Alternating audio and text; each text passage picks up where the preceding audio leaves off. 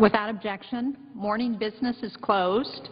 Under the previous order, the Senate will proceed to executive session to consider the following nominations, which the clerk will report. Nominations: the judiciary, Sharon L. Gleason of Alaska to be United States District Judge, Yvonne Gonzalez Rogers of California to be United States District Judge. Under the previous order, there will be 1 hour for debate, equally divided in the usual form. The Senator from Alaska. Madam President, I'm glad the Senate will confirm 2 more highly experienced federal judges this morning. I'd like to take a moment to speak in support of the nomination of one of Alaska's finest state judges to the federal bench. Today, the Senate will vote to confirm the nomination of Sharon Gleason to be the judge for the U.S. District Court for the District of Alaska. I know Sharon quite well, and I recommended her to the President for this opening. I can say without hesitation that she is one of Alaska's finest. She is smart, she's compassionate, well-rounded, and possesses an ample supply of common sense. Alaska's judicial candidates are rated by their peers, and Judge Gleason consistently receives among the highest marks possible. For these reasons and many others, I hope all my Senate colleagues will join me in supporting her nomination. Her confirmation will make Judge Gleason the first female judge appointed to the federal bench in Alaska history. That is truly a momentous point for our state and long overdue. I know many Alaskans back home and 4 hours earlier are watching these floor proceedings today because of the significance of this appointment. Sharon was appointed to the Anchorage Superior Court in 2001 by Governor Tony Knowles, who was my boss when he served as mayor of Anchorage. On the Superior Court, Judge Gleason has presided over a large variety of cases, including complex civil litigation, divorce and custody proceedings, child in need of aid proceedings, and criminal cases. Judge Gleason now serves as the presiding judge of the 3rd Judicial District of Alaska. That position is responsible for overseeing 70% of the caseload of the entire state trial courts and includes 40 judges and 20 magistrates. Her record as a judge has been excellent. She is widely praised for her judicial temperament, her fairness on the bench, and especially her pioneering work on behalf of families and children. For that work, she was awarded the prestigious Light of Hope Award in Alaska. Sharon is an active member of her community, serving on numerous legal committees. She also is a heck of a clarinet player, and she's been playing in the Anchorage Symphony Orchestra for more than 25 years. Judge Gleason received the unanimous, bipartisan support of every member of the Senate Judiciary Committee. The American Bar Association has rated her unanimously well qualified, their highest possible rating for a federal judge. If confirmed, Judge Gleason will follow a long line of excellent federal judges in Alaska. She will replace retiring Judge Jack Sedgwick, who has served our state with distinction for nearly a decade on the federal bench. Madam President, Judge Sharon Gleason is one of my state's finest legal minds, and I'm confident she will continue to fairly and effectively serve Alaskans from the federal bench. I urge all my colleagues to support her nomination to the U.S. District Court.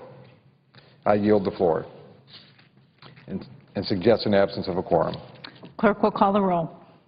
Mr. Akaka.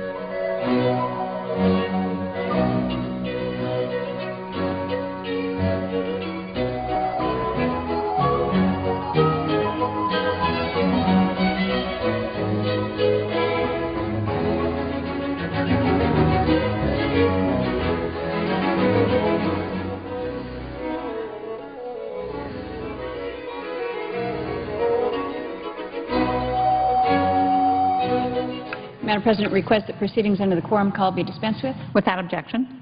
And, Madam President, I ask unanimous consent that my intern, Sarah Boger, be allowed the privileges of the floor or throughout the consideration of the debate on Sharon Gleason, the nomination of Sharon Gleason. Without objection. Thank you, Madam President. This is a big day for us in Alaska, in Alaska's legal history. The Senate is today considering the nomination of Sharon Gleason. Sharon is the first woman to be nominated for United States District Court Judge in Alaska. She is an outstanding nominee, and I regard it as a privilege to speak in support of her nomination today. Sharon Gleason is a native of Rochester, New York. She earned her bachelor's degree from Washington University in St. Louis. She received her law degree from the University of California, Davis. Upon graduation from Davis, Sharon was elected to the Order of the Coif, which is the National Legal Honor Society. And then following her graduation, she clerked for Edmund Burke, who was the Chief Justice of the Alaska Supreme Court. This was the beginning of an exceptional legal career in the state of Alaska for Sharon Gleason. After 17 years in private practice, Sharon was selected to serve on the Alaska Superior Court for the 3rd Judicial District in Anchorage. She came to the bench in 2001. And in 2009, Sharon was elevated to the role of presiding judge for the 3rd Judicial District. This is the judicial district that is the busiest of our 4 judicial districts in the state of Alaska. I think it's important to take just a moment here, Mr. President, to explain how the process works in the state of Alaska for appointment as a judge. Sharon was selected again to serve on the Superior Court. All applicants for state judicial positions are vetted by the Alaska Judicial Council. This is a commission that is composed of attorneys and of public members, and then the top candidates are recommended to the governor for consideration and ultimate appointment. That merit process was created by our Constitution, by the Alaska Constitution, and it was intended to keep the politics out of the judicial selection process, and it's a process that many of us in the state of Alaska are really quite proud of. We think it is a very effective process and works well. Every candidate is formally evaluated on issues like integrity, professional competence, fairness, judicial temperament, and suitability of experience. As a member of the Alaska Bar, I get the bar survey polls to evaluate the individuals as their names go forward, and you look through the categories to rate each applicant. I think if you were to ask any Alaskan attorney about the rigor of this process, I think you would get the same answer, that it is a very effective process. The grading is tough, and those who are not up to the challenge do not slip through any cracks. The governor may only appoint a candidate who has been recommended by the Alaska Judicial Council. And then once selected, a Superior Court judge must stand for periodic retention elections. The Alaska Judicial Council re-evaluates each judge standing for retention and then makes a recommendation to the voting public on whether or not that judge should be retained. Once again, the process is really quite rigorous. The Judicial Council surveys attorneys, jurors, law enforcement, court employees, social workers, guardians ad litem, and court-appointed special advocates. The scores then are made public. So it is a very open process. It involves many within the Alaska legal community and is really quite transparent. Sharon Gleason last stood for retention last year in 2010, and she scored high on measures of legal ability, impartiality, integrity, temperament, and diligence.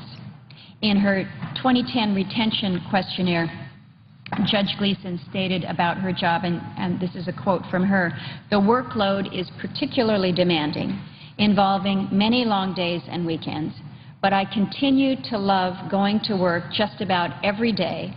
I strive to be the best judicial officer that I can be in every case that comes before me." Those were the words of Judge Gleason. I think that that is an excellent outlook, Mr. President, for a member of our judiciary, and Alaskans clearly agreed. The Alaska Judicial Council recommended her retention, and she was retained with nearly 61% of the vote. Now, as a product of the Alaska court system, Sharon Gleason has functioned with great distinction in a merit-based, nonpartisan, and non-political environment. In advance of the vote that we will hold in just about a half an hour here, I took the opportunity to survey some judges who either work with Sharon in Alaska or who have had the opportunity to work with her. One of them reported that Judge Gleason has presided over complex technical cases that lasted several weeks and required her to pore over thousands of pages of exhibits and transcripts. She has also presided over child custody cases, making sure that she understands the needs of each child and how to assist or require the parents to raise their children appropriately. She's at work late each night and at least one full weekend day every week. She insists upon litigants being respectful of one another in litigation and during hearings. She spends many hours evaluating herself to ensure that she is not only meeting her own standards about being fair to all sides, but also behaves in a manner that leads the parties to know that she is being fair. She takes great pains to articulate to parties how she will run a hearing and why she is ruling as she does. She has tremendous control of her own demeanor so that she maintains control of proceedings. And as a result, parties almost universally leave a hearing or a case feeling that she has understood them and thought carefully about her decision. She acts with an appreciation that for the litigants that are before her, the case that she has is the most important thing in their lives at the time. She is, and I believe will continue to be, a superb judge. Another judge said, Sharon's skills as a capable trial court judge and an excellent presiding judge are well known to Alaskans. She will be missed by her colleagues in the state court, but she will make a fantastic addition to the federal district court. Mr. President, the American Bar Association has evaluated Judge Gleeson as being well qualified for elevation to the U.S. District Court. I think that she will make an exemplary U.S. District Court judge. I'm proud to support this nomination and would encourage my colleagues to do the same. With that, Mr. President, I yield the floor and would suggest the absence of a quorum. The clerk will call the roll. Mr. Akaka.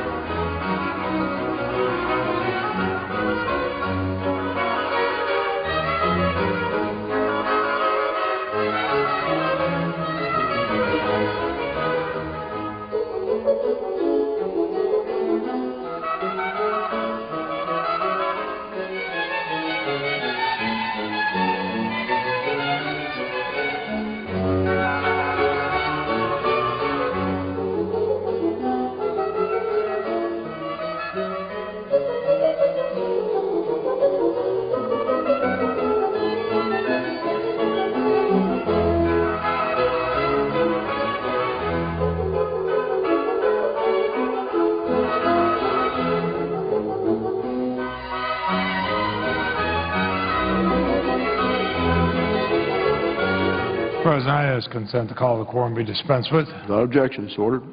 Mr. President,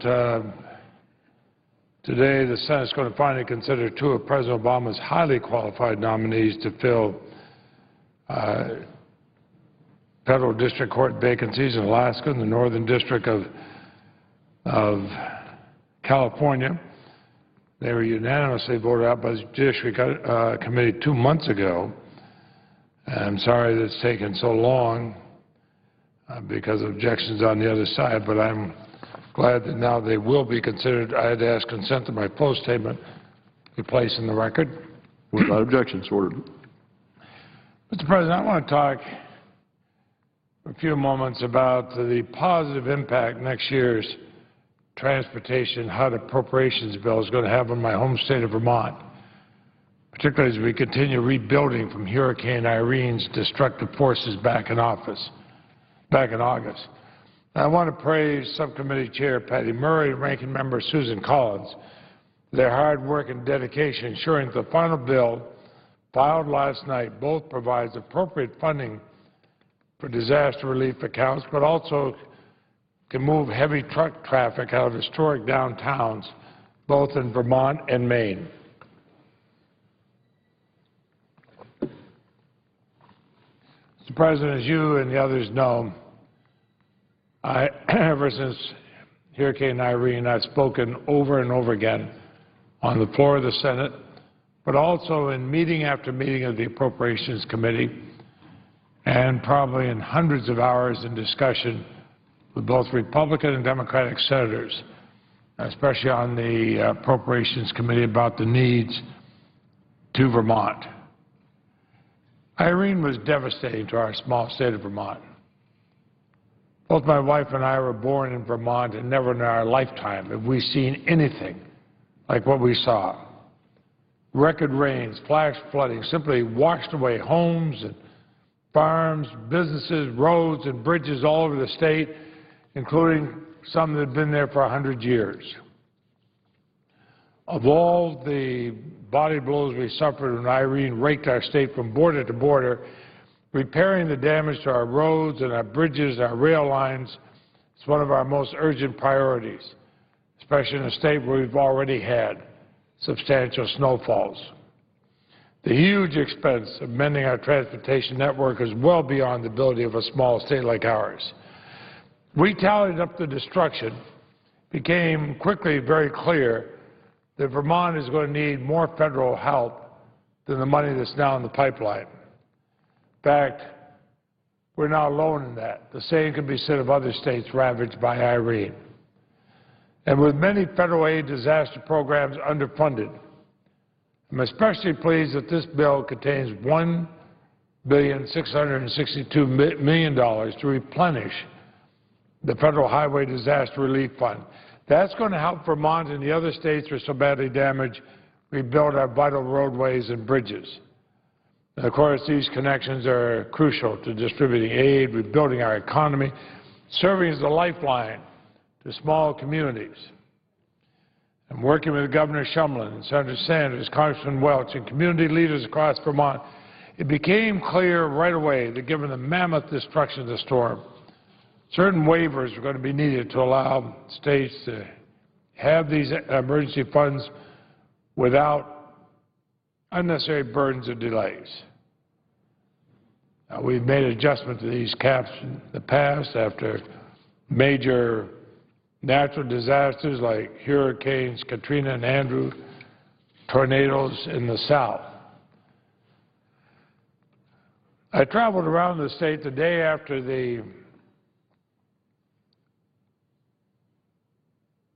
Irene. It's hard to believe it was such a beautiful day. The sun was shining. It looked like as nice a summer day as you could imagine. Except as the governor and I and General Doobie from our head of our National Guard went by helicopter, we'd go along and we'd see a beautiful road, houses, farms beside it, river running along one side, everything peaceful.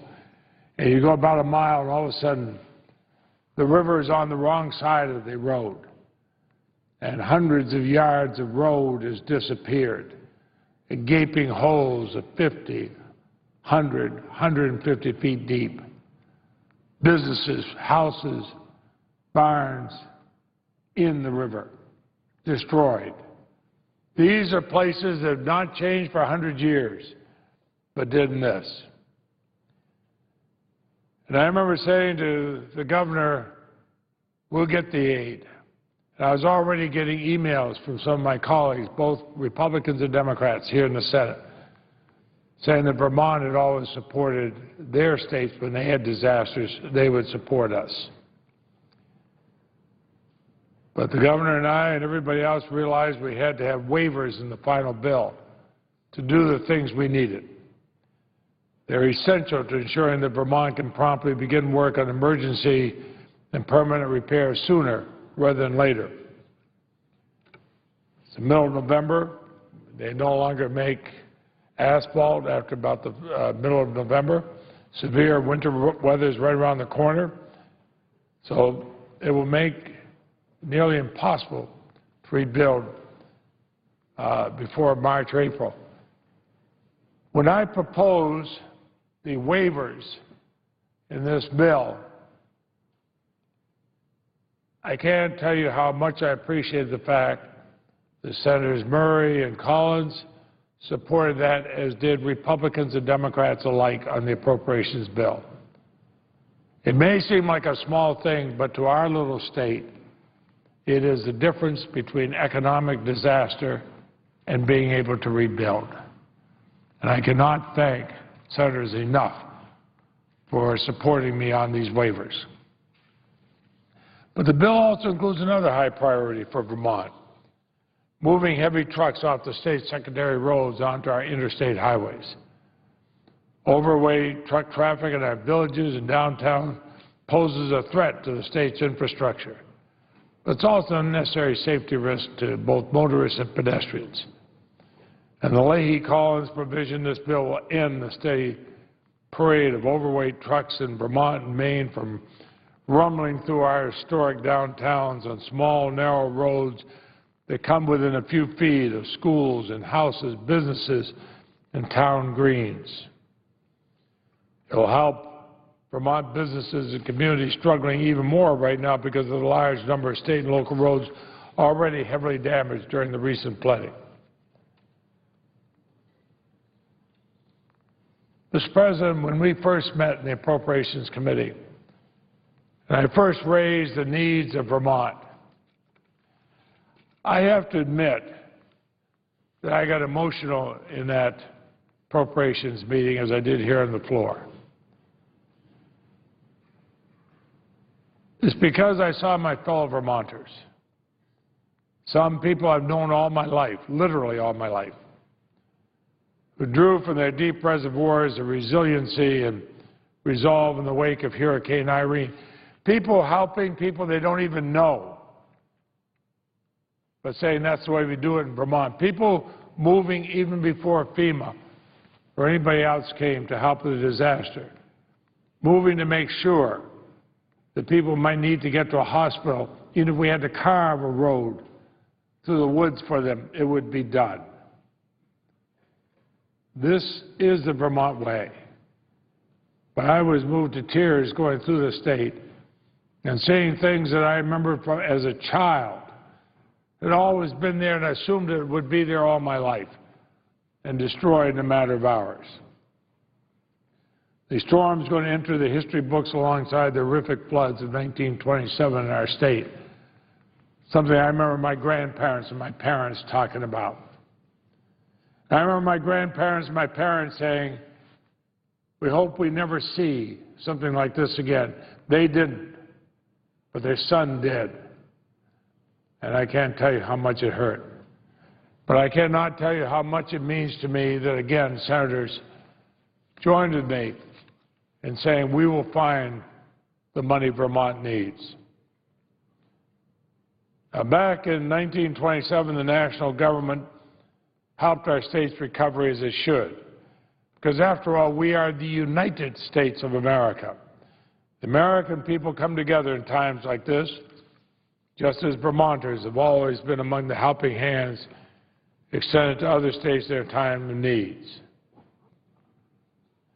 So the progress this bill makes in helping Vermont and other states meet their urgent needs is a testament to the determination of many in this body.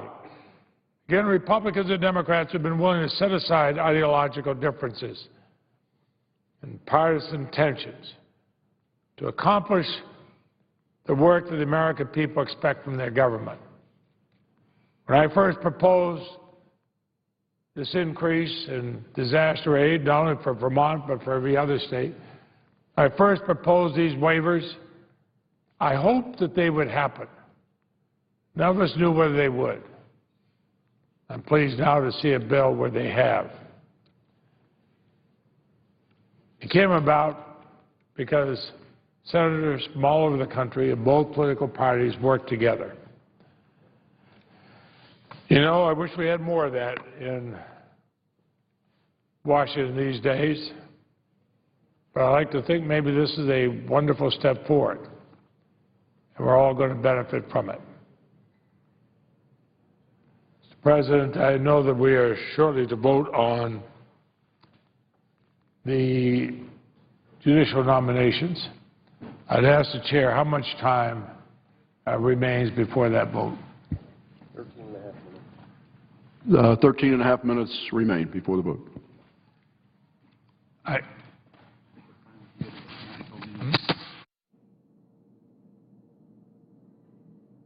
Mr. President, just so I notify other senators, I'm shortly going to suggest an absence of quorum.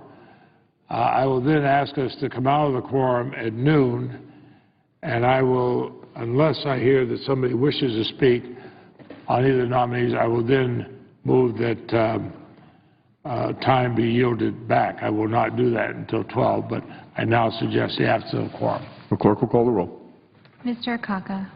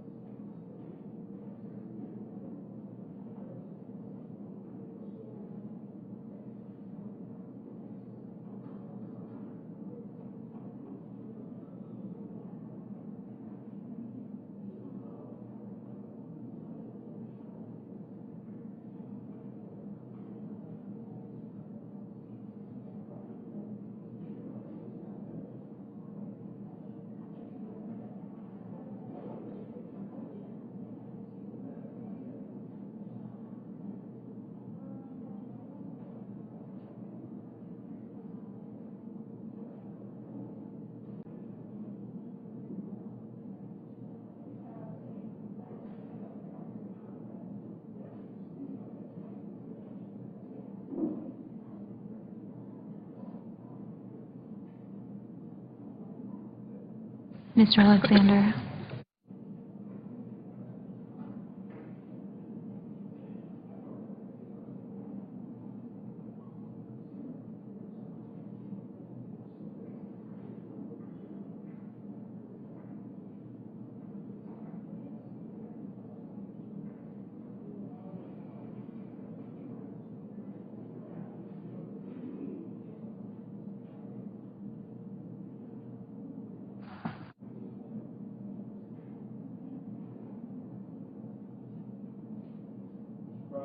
Member from Vermont. Mr. President, I ask consent to call the quorum be dispensed with. Without objection, so ordered. Mr. President, I have 11 unanimous consent requests for committees to meet during today's session of the Senate. They have the approval of the majority and minority leaders, and I ask unanimous consent. These requests be agreed to, and the requests be printed in the record. Without objection, so ordered. And, Mr. President, I see nobody on either side who wish to speak, so I'd ask consent that all time be yielded back on the two nominations. Is there objection? Without objection, so ordered. And, Mr. President, has the ayes and nays been ordered on the nominations? They have not. I would, well, if you would, Mr. President, when the first nomination is called up, I will ask for the ayes and nays. The question is on the Gleason nomination. Mr. President, I ask the ayes and nays. Is there a sufficient second? There appears to be. The ayes and nays are ordered. The clerk will call the roll. Mr. Akaka, Mr. Alexander, Ms. Ayotte, Mr. Barrasso, Mr. Baucus, Mr. Begich, Mr. Bennett, Mr. Bingaman, Mr. Blumenthal, Mr. Blunt, Mr. Bozeman, Mrs. Boxer, Mr. Brown of Massachusetts, Mr. Brown of Ohio, Mr. Burr, Ms. Cantwell, Mr. Cardin, Mr. Carper, Mr. Casey, Mr. Chambliss, Mr. Coates, Mr. Coburn, Mr. Cochran, Ms. Collins, Mr. Conrad, Mr. Coons, Mr. Corker, Mr. Cornyn, Mr. Crapo, Mr. DeMint, Mr. Durbin, Mr. Enzi, Mrs. Feinstein, Mr. Franken, Mrs. Gillibrand, Mr. Graham, Mr. Grassley, Mrs. Hagan, Mr. Harkin, Mr. Hatch, Mr. Heller, Mr. Hoven, Mrs. Hutchison, Mr. Inhofe.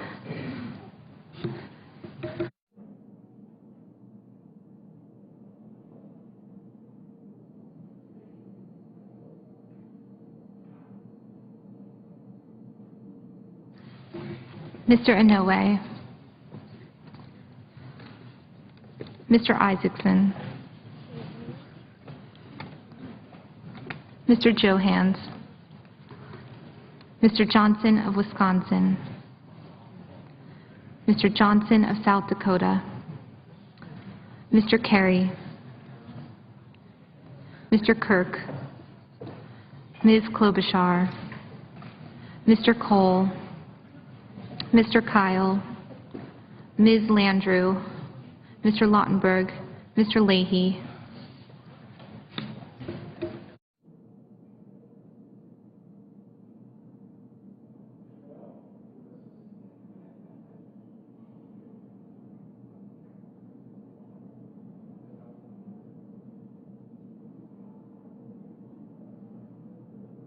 Mr. Lee, Mr. Levin, Mr. Lieberman, Mr. Lugar, Mr. Manchin, Mr. McCain, Mrs. McCaskill, Mr. McConnell, Mr. Menendez, Mr. Merkley, Ms. Mikulski, Mr. Moran, Ms. Murkowski, Mrs. Murray, Mr. Nelson of Nebraska, Mr. Nelson of Florida, Mr. Paul, Mr. Portman, Mr. Pryor, Mr. Reed of Rhode Island, Mr. Reed of Nevada, Mr. Risch, Mr. Roberts, Mr. Rockefeller, Mr. Rubio,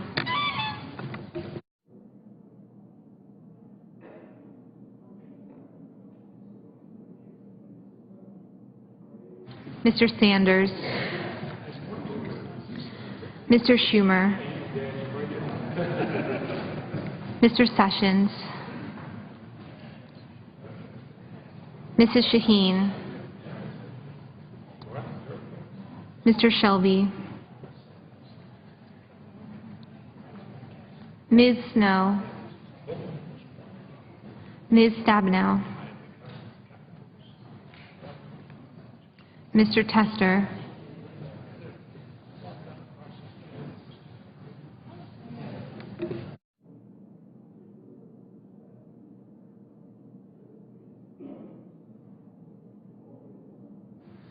Mr. Thune,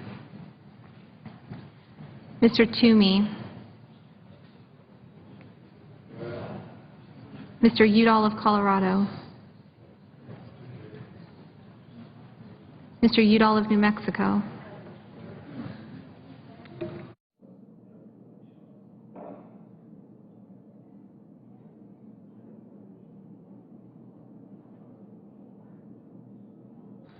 Mr. Vitter,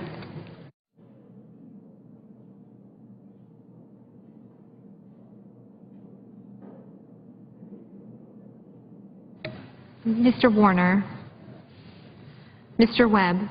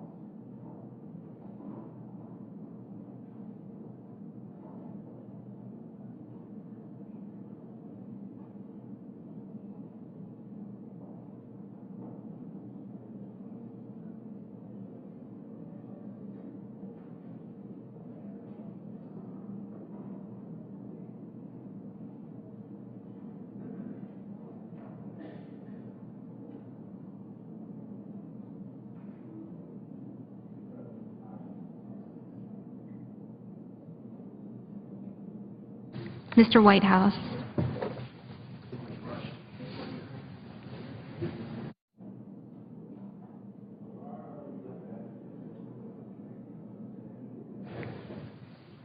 Mr. Wicker,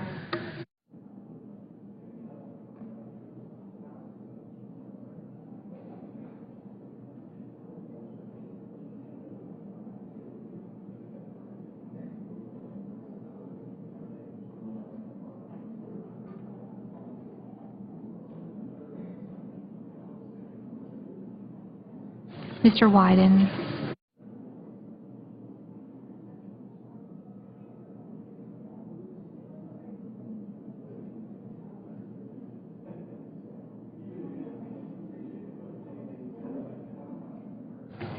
Senators voting in the affirmative: Alexander, Burr, Graham, Leahy, Lieberman, and Webb.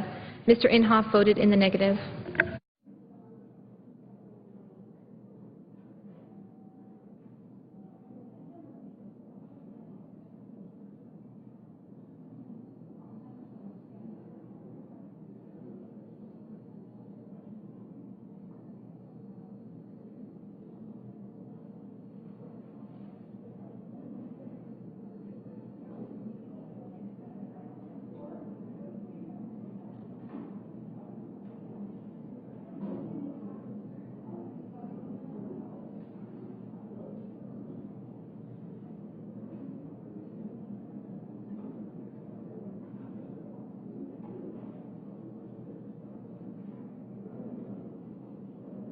Mr. Corker, aye.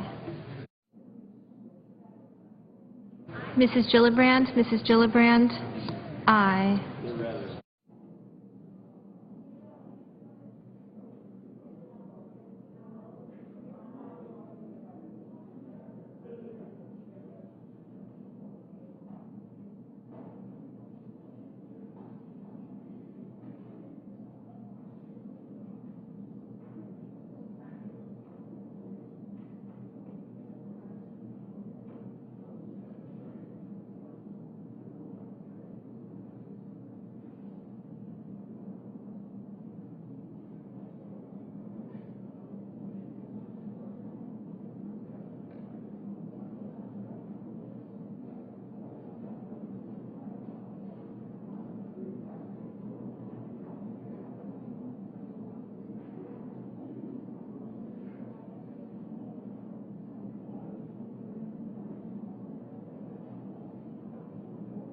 Mr. Vitter? Mr. Vitter?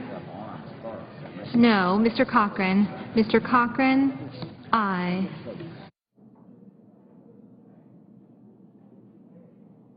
Mr. Manchin? Mr. Manchin? Aye.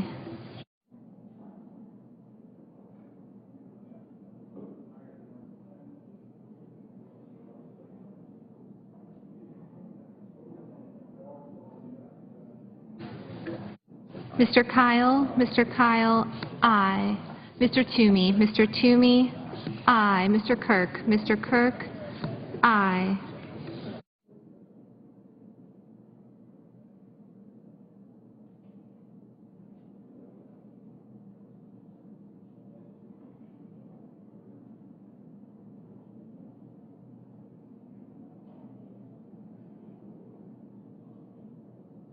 Mr. Tester? Mr. Tester? Aye.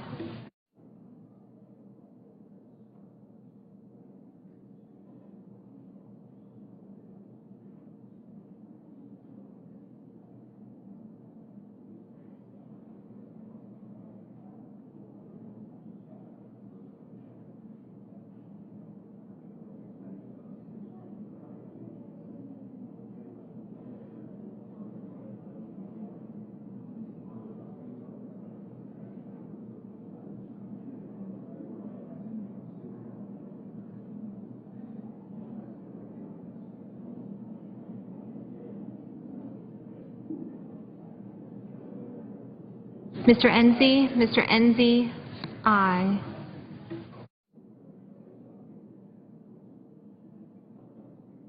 Mr. Carey? Mr. Carey? Aye.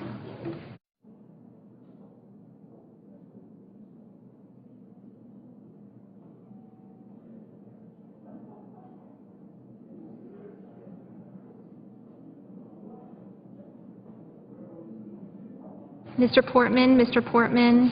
Aye. Mr. Cole? Mr. Cole? Aye. Mrs. Shaheen? Mrs. Shaheen? Aye.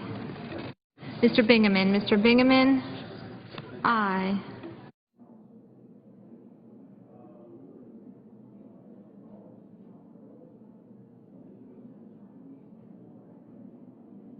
Mr. Nelson? Mr. Nelson of Florida? Aye. Mr. Conrad? Mr. Conrad? Aye.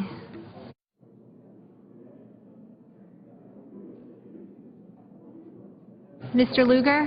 Mr. Lugar? Aye. Mr. Bennett? Mr. Bennett?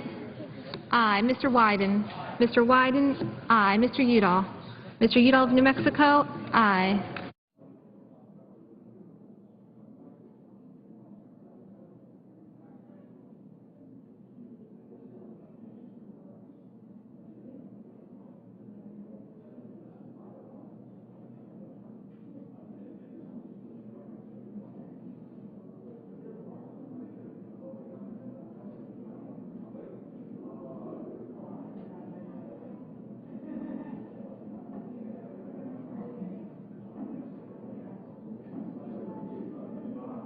Mrs. Hagan? Mrs. Hagan? Aye.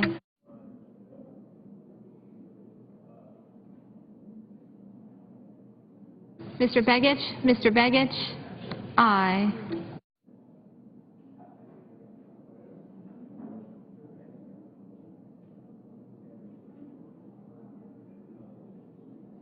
Mr. Barrasso? Mr. Barrasso? Aye. Mr. Franken? Mr. Franken? Aye. Mr. Cornyn? Mr. Cornyn? Aye.